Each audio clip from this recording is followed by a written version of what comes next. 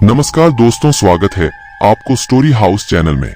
दोस्तों, यह घटना मेरे साथ नहीं बल्कि मेरे पति जॉन, जो अब इस दुनिया में नहीं है, उनके साथ हुई थी जब वे 16 साल के थे।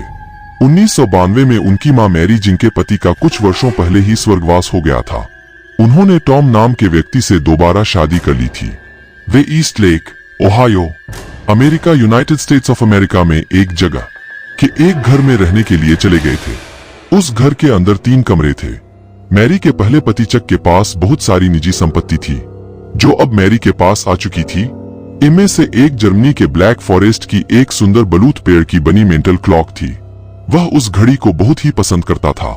वह हमेशा उस घड़ी की बहुत ही अच्छे से देखभाल करता था ताकि वह घड़ी हमेशा चलती रहे। एक बार जब वह बीमार हुआ तो उसने कहा कि उसके मरने के बाद वो उस घड़ी की बहुत ही अच्छे तरीके से देखभाल करें ताकि वह कभी भी बंद ना हो। अगर उसने ऐसा नहीं किया तो वह मरने के बाद दोबारा जिंदा होकर उसको परेशान करने के लिए आएगा। वे अपने नए घर में रहने के लिए घरेलू सामान को सेट करने लगे। तब जॉन 16 वर्ष का और उसकी बहन बेथ 12 वर्ष की थी। कुछ समय के लिए मैरी और जॉन उस घड़ी को चालू रखने के लिए उसमें चाबी घुमाते थे। इसके अलावा वे घर का सामान अच्छे तरीके से जांच रहे थे और घर के अंदर नया सामान ला भी रहे थे, जैसे कि नया फर्नीचर। इसके अलावा जॉन और बेथ स्कूल में भी जा रहे थे और नए दोस्त भी बना रहे थे। इस नए घर में रहते हुए उन्हें 1 साल भी नहीं हुआ था कि उन्होंने घड़ी को चाबी देना बंद कर दिया। यह घड़ी दिखने में बहुत ही अलग थी। इसके चारों ओर सुंदर लकड़ी का काम हुआ था और इसके मुंह के दोनों तरफ फूल और पक्षी सजे हुए थे। इस घड़ी के नीचे एक पेंडुलम आगे पीछे घूमता था और पेंडुलम के नीचे एक मेपल का पत्ता था। एक दिन जब वे लोग खाना खा रहे थे तब वह घड़ी जोर जोर से बजने लगी, जबकि उसको चाबी भी नहीं दी गई थी। उन्हें लगा कि यह बस एक संयोग है। ऐसा समझकर उन्होंने इसे बात को नजरअंदाज कर दिया, लेकिन फिर भी वह घड़ी हर बार एक ही समय पर बजती रहती थी। फिर इस बात का पता लगाने के लिए जॉन और टॉम ने इसकी जांच करना शुरू कर दिया कि कहीं इसमें कुछ मैकेनिकल सिस्टम तो नहीं है जिसे उन्होंने नजरअंदाज कर दिया हो। उन्हें इसमें कोई भी मैकेनिकल सिस्टम नहीं मिला। उसके बाद भी उन्होंने इस घड़ी में चाबी नहीं दी क्योंकि चाबी घर में कहीं गुम हो गई थी और वे इस बात का पता नहीं लगा सके कि वह कहाँ गुम हो गई है। अभी भी उनके पास कुछ ऐसे बक्से बचे हुए थे जिन्हें पैक नहीं किया गया था, क्योंकि उन्हें रखने के लिए उन्हें कोई अच्छी जगह नहीं मिल रही थी।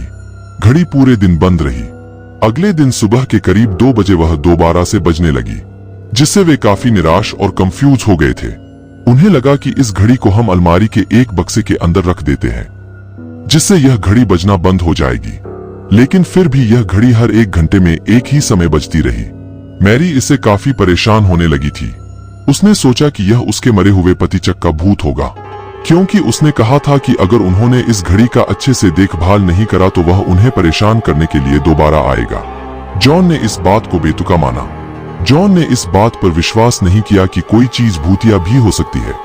उसके बाद उन्होंने उस घड़ी का पेंडुलम निकालकर उसे अलमारी के अंदर एक बॉक्स में रख दिया। उन्हें लगा कि अब घड़ी की परेशानी का हल हो गया है, लेकिन थोड़ी के देर बाद दोबारा वह घड़ी बजने लगी थी। उन्हें इस बात पर विश्वास नहीं हुआ। फिर जॉन ने उस घड़ी को अलमारी के उस बक्से में से बाहर निकाला, यह देखने के लिए कि हमने तो उस घड़ी के पेंडुलम को हटा दिया था, फिर भी वह घड़ी टिक टिक कैसे कर रही है। पर जिस भाग के ऊपर पेंडुलम लगाया हुआ था वह आगे पीछे टिक टिक कर रहा था। फिर जॉन ने उन सभी लोगों को भी ऐसा होते हुए दिखाया। मैरी अब बहुत ही दुखी हो चुकी थी। अब मैरी इस घटना को बर्दाश्त नहीं कर पा रही थी। उस घड़ी ने उसे दुखी करना शुरू कर दिया था, क्योंकि वह उसे उसके पति चक की याद दिलाती थी। साथ में इस बात ने भी सबको निराश कर दिया था कि यह घड़ी सच में भूतिया है। फिर उन सभी लोगों ने निर्णय किया कि हमें इस घड़ी को बेच देना चाहिए। लगभग 1 सप्ताह के अंदर ही उन्होंने इस घड़ी को बेच दिया। जॉन और मैरी मुझे बताते थे कि उन्हें इस बात पर आश्चर्य होता है कि वह घड़ी उनके घर से जाने के बाद भी अभी भी उसी तरह बजती रहती है, क्या जैसे उनके घर में बजा करती थी, या फिर इसके जाने के साथ ही चक भी चला गया। उन सभी को विश्वास था कि वह घड़ी एक भूतिया घड़ी थी। उसके बाद उन्होंने उस मेंटल क्लॉक के बारे में कुछ भी कभी भी नहीं सुना और ना ही वे उसके बारे में कभी सुनना चाहते थे। कुछ चीजों को अकेला छोड़ देना ही अच्छा होता है।